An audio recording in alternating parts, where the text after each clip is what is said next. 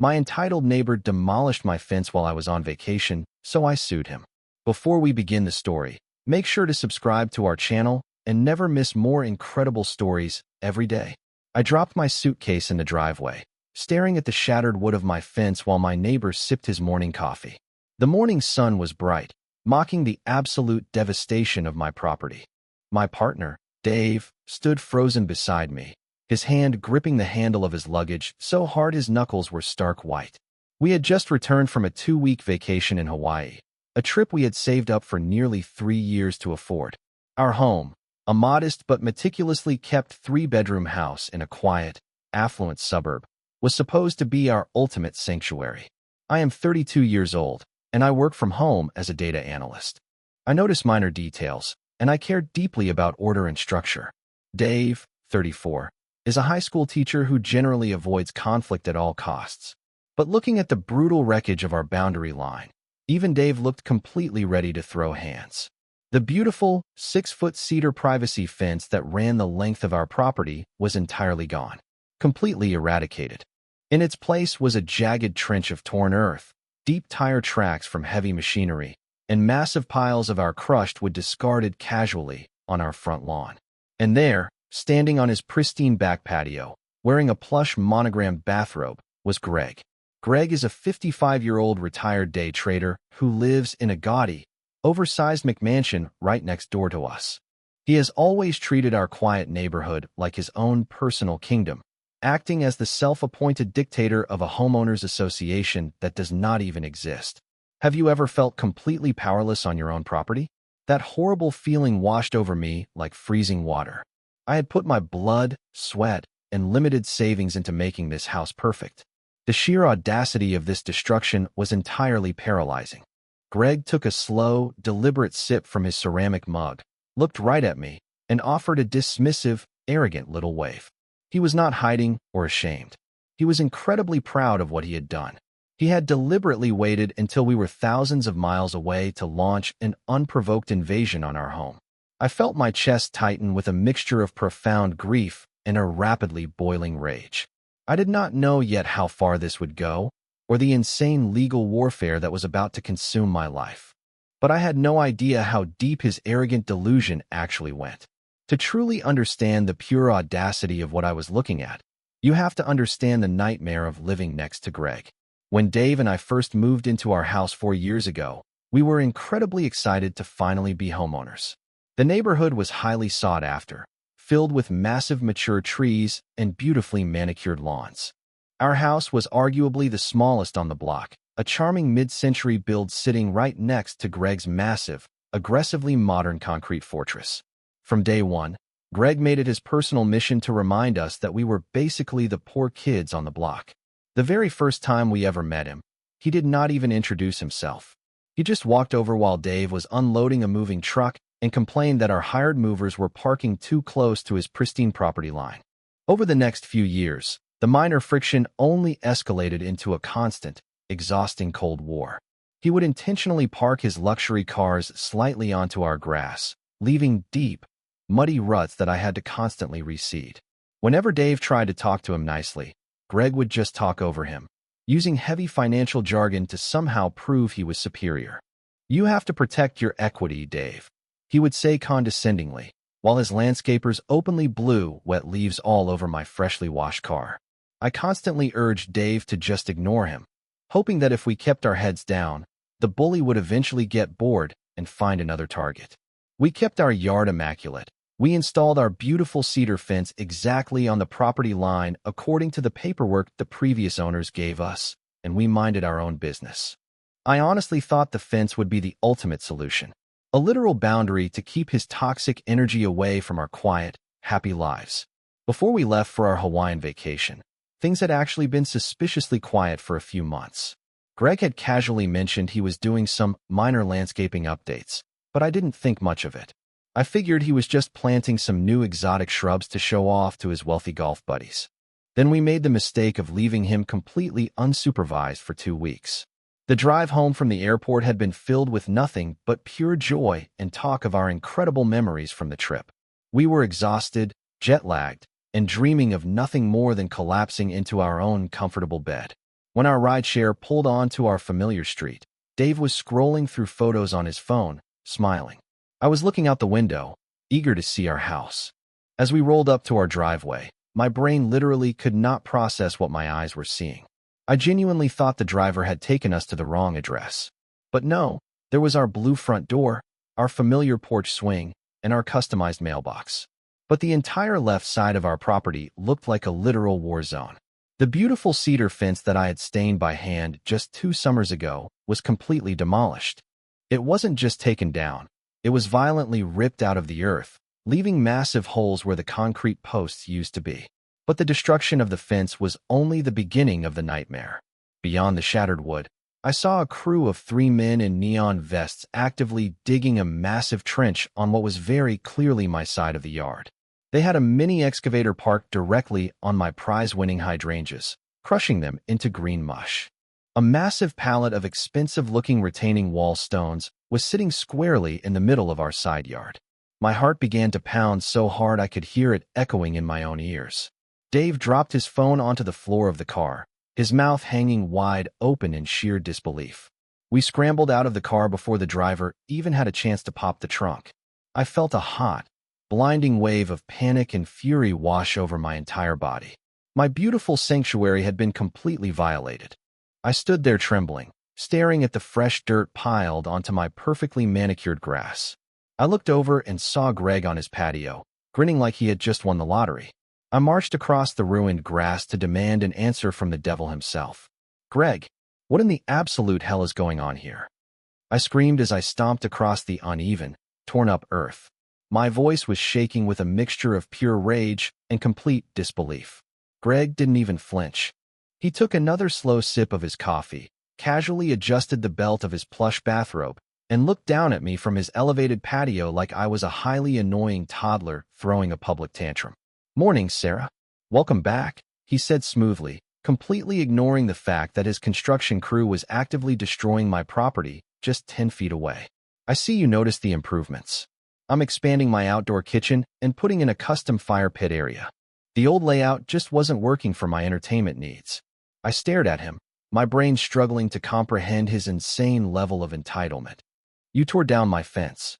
You are literally digging a massive trench in my yard," I yelled, gesturing wildly at the mini excavator currently crushing my garden. Dave came jogging up behind me, looking incredibly pale. "Greg, you can't just destroy our property while we're out of town," Dave said, trying to keep his voice reasonable, but failing miserably. Greg chuckled, a deeply condescending sound that made my blood boil. "Actually, Dave, I can. Because it's my property." Greg reached into the pocket of his bathrobe and pulled out a folded piece of paper, tossing it down onto the grass in front of us. "I had a professional survey done last week. Turns out, your little fence was actually 3 feet over my property line. I'm just reclaiming what is legally mine. You should really be thanking me for not charging you for the demolition costs." I snatched the paper off the damp grass. It was a single page, featuring a crude, poorly printed map of our lots with a thick red marker line drawn straight through where my fence used to be. It looked like it had been drafted by a child. There was no official seal, no recognizable company letterhead, just a typed note claiming the boundary was incorrect. "This isn't a real survey," I said, my voice dropping to a dangerous whisper. He smiled a cold, mocking smile and told me to get off his property. I immediately pulled out my phone and dialed the non-emergency police line, my fingers trembling so badly I could barely type the numbers.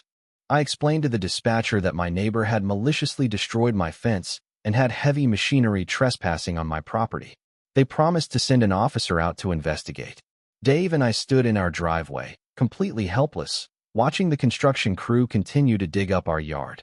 When the police cruiser finally pulled up 30 minutes later, I felt a massive surge of relief. I thought this nightmare was finally going to end.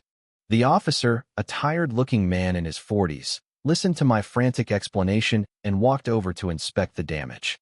Greg casually strolled out to meet him, shaking the officer's hand like they were old friends. Greg confidently handed over his crude piece of paper, calmly explaining that there was simply a minor boundary dispute and that he was merely building on his own legally surveyed land. The officer looked at the paper, looked at the jagged trench, and then looked back at me with an apologetic sigh. "Ma'am, Because there is a dispute over the exact location of the property line, this is considered a civil matter, the officer explained flatly. I can't force his crew to stop working, and I can't arrest him for property damage unless you have a legally binding survey proving this is your land right now. I was absolutely dumbfounded. He just destroyed a $2,000 fence. Look at this paper, it's clearly fake. I pleaded, but the officer just shook his head, reiterating that I needed to take it up in civil court. After the officer drove away, Dave tried one last time to appeal to Greg's humanity.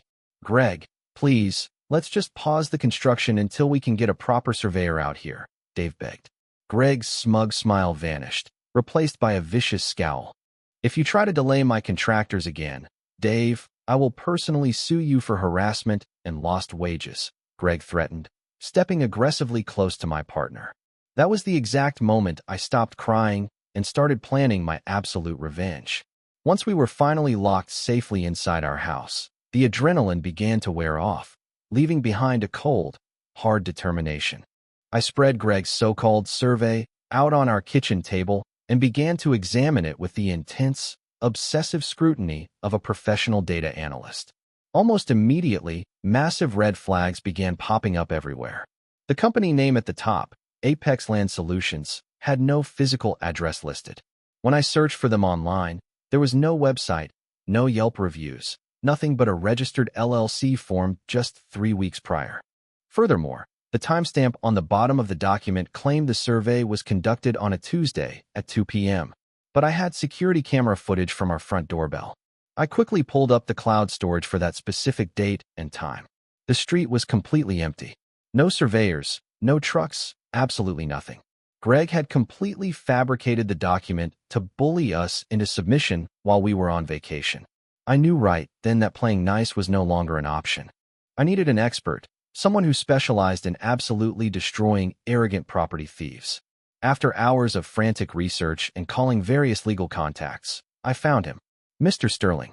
He was a veteran land surveyor and property consultant in his late 60s, notorious in our county for his ruthless precision and his deep hatred of wealthy bullies trying to steal land.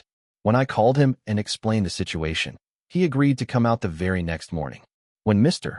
Sterling arrived, he didn't look like a savior. He was a grumpy, meticulous older man in a faded flannel shirt, carrying a massive binder of topographical maps and an advanced GPS surveying unit. I showed him the ruined yard, the construction crew, and finally, I handed him Greg's printed document. I held my breath as he adjusted his thick glasses and stared at the paper. Mr. Sterling looked at the paper, laughed out loud, and promised to destroy him. For the next 2 days, Mr. Sterling essentially moved into our front yard. He set up his complex tripods, meticulously marked coordinates, and cross-referenced historical plat maps that dated back to the original subdivision in the 1970s. He worked with a silent, terrifying intensity, completely ignoring Greg's loud, obnoxious complaints from the patio. Meanwhile, I decided to do some digging of my own.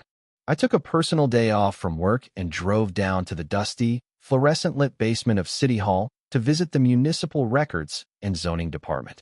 If Greg was lying about the survey, I wanted to know exactly what else he was lying about. I requested every single public permit filed for Greg's massive property over the last 10 years. The clerk handed me a shockingly thin folder. I sat at a scratched wooden table and began flipping through the documents, my analytical brain looking for any inconsistencies. I found a permit for his roof replacement, a permit for his original fence, and a permit for a minor electrical upgrade. But that was it. I looked at the list of recent improvements he had bragged about over the years. His massive in-ground luxury pool, no permit. His extended, widened concrete driveway that constantly caused flooding in the street, no permit. And the massive outdoor kitchen and fire pit he was currently destroying my yard to build, absolutely zero approved permits. He was bypassing the city entirely, likely to avoid higher property taxes and strict zoning inspections. I quickly paid to have certified copies printed of every single document, my heart racing with excitement. I had him dead to rights on the construction. He was operating completely illegally. But as I flipped to the very back of the folder to double-check the original property boundaries, I noticed something completely bizarre about the original blueprints for his massive, custom-built, detached garage. But the real bombshell was hiding inside a dusty file from 7 years ago. I was sitting in my living room, frantically organizing the City Hall permit documents into a massive binder when my phone rang. It was Mr. Sterling. "Sarah, I have the final, legally certified results of the topographical survey." His gruff voice crackled over the speaker. Dave leaned in close so we could both hear. "Tell me the good news," I said, my fingers tightly crossing.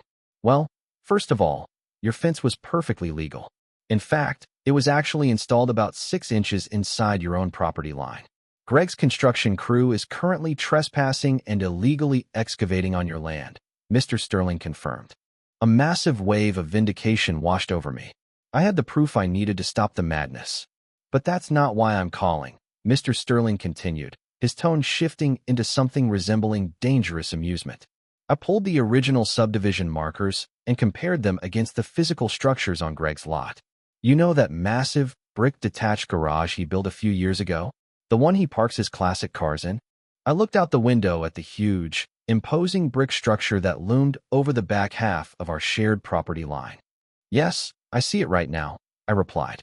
"Well," Mr. Sterling chuckled darkly, "Greg didn't just build it without a proper variance permit.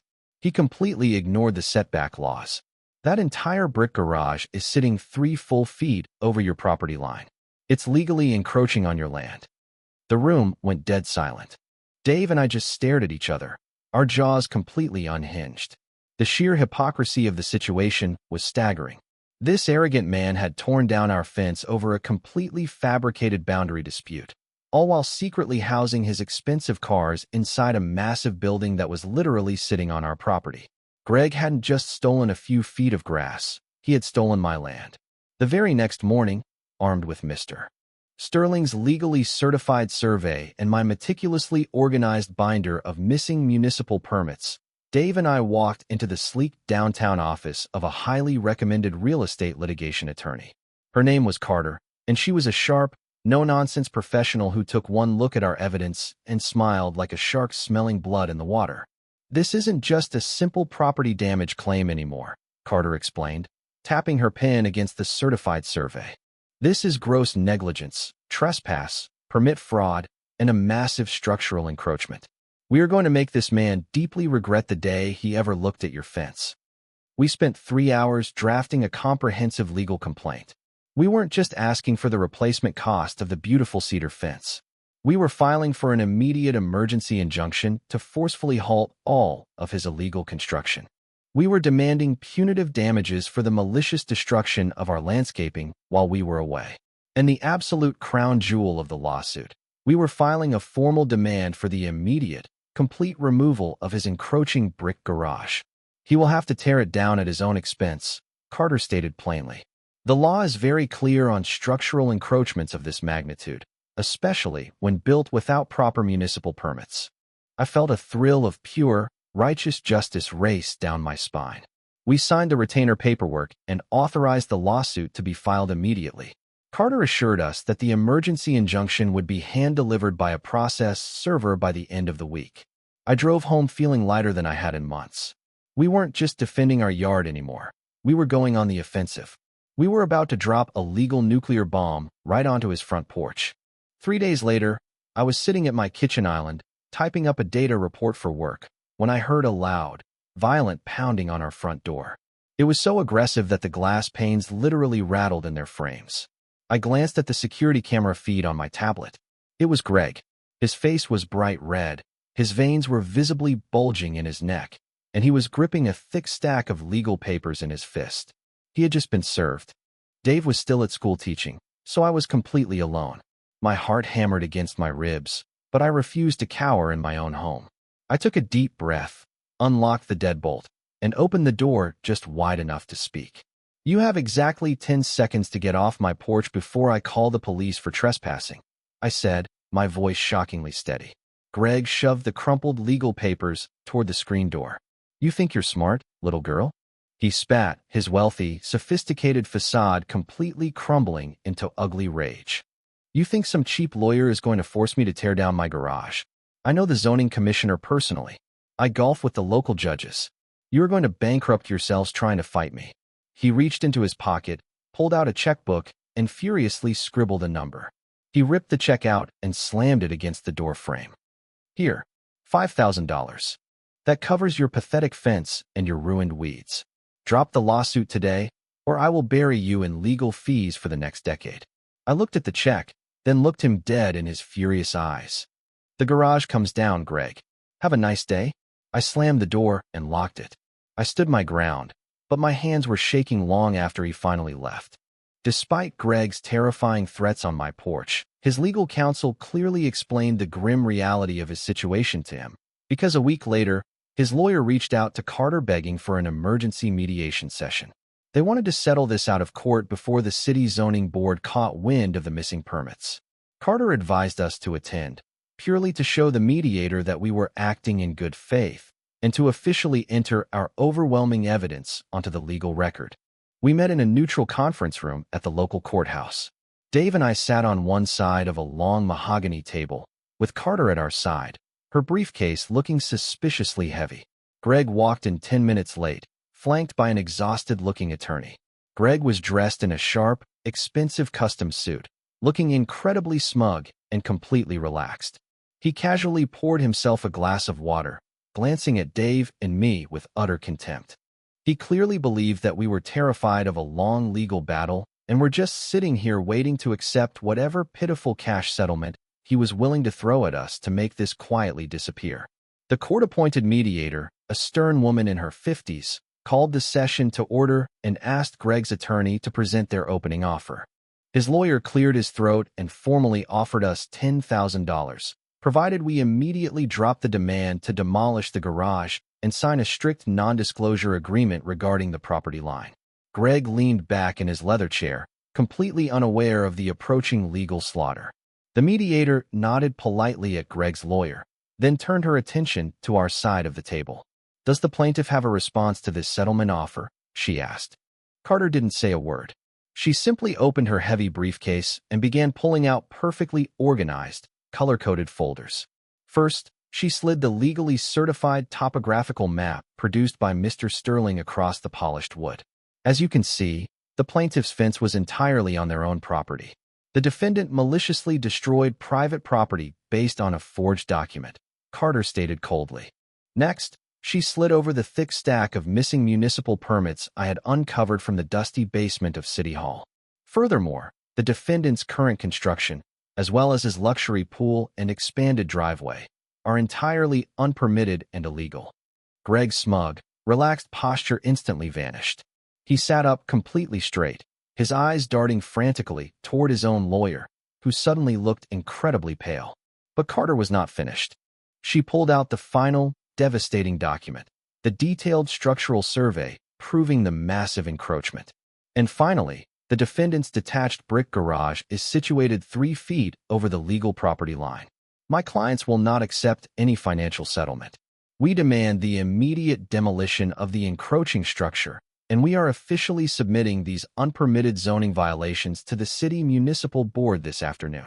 The mediator carefully reviewed the irrefutable, legally binding documents, her eyes widening in shock. She looked up at Greg, shaking her head in sheer disbelief at his audacity. The air in the room felt incredibly heavy. The arrogant tyrant across the street suddenly looked like a very small, frightened man. The absolute fallout from that disastrous mediation session was faster and more brutal than I ever could have imagined. Because Carter officially submitted the permit violations to the municipal board, the city was legally forced to act. The very next morning, a bright orange stop work order was violently slapped onto Greg's front door by a stern city inspector. His landscaping crew was permanently banned from the site, leaving his yard looking like a massive, muddy crater. But the city did not stop there. They launched a full investigation into his property and hit him with massive, compounding daily fines for every single unpermitted structure he had built over the last decade. His luxury pool had to be drained and retrofitted to meet safety codes, costing him thousands. But the ultimate victory came from the judge overseeing our civil lawsuit. Presented with Mr. Sterling's irrefutable data, the judge didn't just rule in our favor. He made an absolute example out of Greg. The judge ordered Greg to pay full restitution for the destroyed fence, punitive damages for the emotional distress and trespassing, and all of our legal fees. And then, the judge dropped the final hammer.